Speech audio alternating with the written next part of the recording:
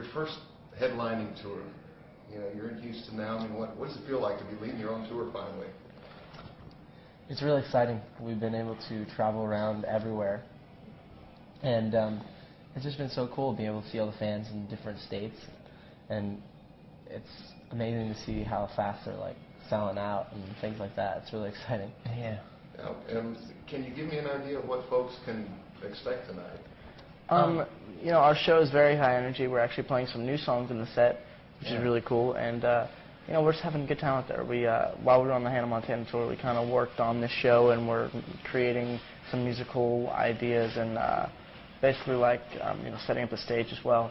And now to see it all come to life is pretty exciting. Now it's Valentine's Day. Any surprises for the fans in Houston tonight? Maybe. We can't give anything away, but it's going to be a good night. It's exciting that we can play for so many people on Valentine's Day. I wouldn't think about going to a concert on Valentine's Day. Can't promise any like chocolates to everybody, but we can promise that you're going to have fun tonight. Yeah, absolutely. Now it seems like everywhere you guys go, hysteria follows. What's that like? I mean, does that ever get kind of tough sometimes? It usually never gets tough. It's a little. Sometimes it kind of freaks us out because we're not expecting it, and we just like we turn the corner to the venue and there's people waiting outside and fans are screaming, and it's kind of just like you kind of think, for us this is crazy. Yeah. We live our life every day as if we're like normal guys and just hanging out, and we get to play music, and we kind of forget that we have, you know, fans and stuff sometimes, and it's pretty awesome. Well, you know, I was outside when you guys pulled up in the bus, and Nick was standing in front of the bus waving at the fans out there, and when it was all over, they were shaking and crying out there. I mean, what do you think about that? You know, I think the fans kind of crying and going crazy whenever we, you know, sometimes we're around. It's just funny to us. We're just normal guys, you know, living a lot of people's dreams, and we're just really blessed to have the opportunities that we do.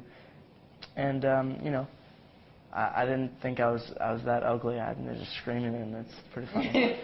Well, now I heard through my twin daughter's grapevine that you guys were spotted at a Denny's last night.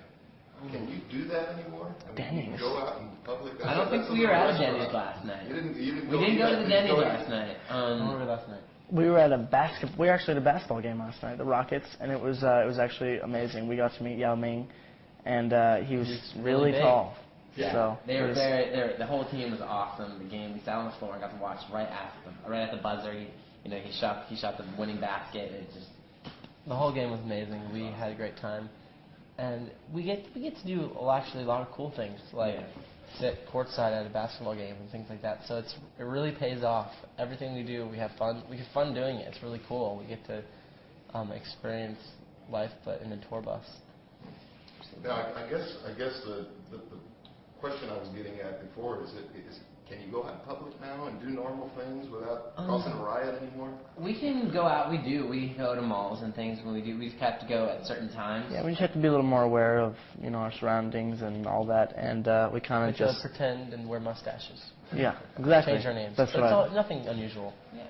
There we go. Now, Joe, I need to ask you about your stage act and what you do on stage. You're very animated. You do some stuff up there. I saw the last concert with my kids, and I'm like, you got to get hurt sometimes. Have you ever hurt yourself doing that stuff? Not really hurt, but I've fallen a few times. But just like anybody, really, it's like you just kind of you have to just get back up and do your best. How do you prepare for those types of stunts, cartwheels, all that kind of stuff? We do a lot of stretching before the concert and preparation, and we rehearse a lot before the tour starts, so we know what we can do on the stage and what we can't do on stage, and how to be aware. Everything we do we start with mats, and we start with we really go over what our surroundings are, so we don't fall and trip anywhere. Sure. Since you brought up falls, the AMA Awards. Right. There must have been millions of young teenagers across the country that fell out of their chairs when that happened. My question is, have your brothers been unmercifully tough on you after that? And how did you manage to keep your concentration and get up and continue to perform? Well, I don't think they were tough on me at all. they're really encouraging. I think they've been in situations where I've had to encourage them through a tough fall or things like that. But really, it's just you have to get up and do your best and not worry about what happens. I'm going to take a step back here in regards to your tour. Now, it's my understanding that you've done something different this year, or with your tour, to make ticket buying a little easier for your fans, a little fairer for your fans. Yeah. Tell me about that. One of the things on this tour that we wanted to do was really be able to give our fans the tickets to the shows. And on the Hannah Montana tour, the scalpers were a big problem. So what we decided to do was make the first 20 rows of each venue only available at the box office. So when they would go on sale, the fans would have to be there to get those tickets. And it worked out really nicely, and every night, there's just so much energy right there, while you're playing. And it makes the whole experience really fun, and we're happy that we did it. Now, I understand this is the beginning of your tour, right? You're not very far into it yet. We go, this tour is kind of like the beginning. We are only like a couple weeks in, and then we'll be going through March, and then going international for a couple months, and then coming back for a big summer tour. And then actually releasing our third record in August. So it should be a lot of fun. Awesome. I've asked you a bunch of questions. Is there anything that you guys want to add about your tour, about your show, what you have plans for the future? We are really excited because we have a movie coming out Disney Channel movie coming out in June that we're really excited about. It's called Camp Rock. Make sure to stay tuned for that. And if you haven't already, go pick up our CD that's out right now. It's called Jonas Brothers. And we're on our When You Look Me in the Eyes tour with our brand new single, When You Look Me in the Eyes. So make sure to call all your local radio stations and request that song because we want it to go to #1 this time. So we're excited. Now that you guys are, I guess, officially Disney cast members like I am, how does it feel to work for Mickey Mouse now? It's fun. I think Disney is one of the best companies in the world, and the fact that we're able to be a part of the family is really cool, and we're honored. Tell us a little bit about your show that's upcoming on the Disney Channel. Just what can people expect? Yeah, our TV show is called Jonas, and it stands for Junior Operatives Networking as Spies. And we are a band, and that's our cover for being international spies. We're very excited about it, and we can't wait to start working on it and start production on it.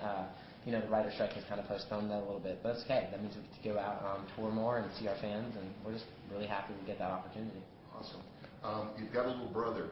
Is there any chance that someday down the line he might be joining the group? Maybe. We'll have to see.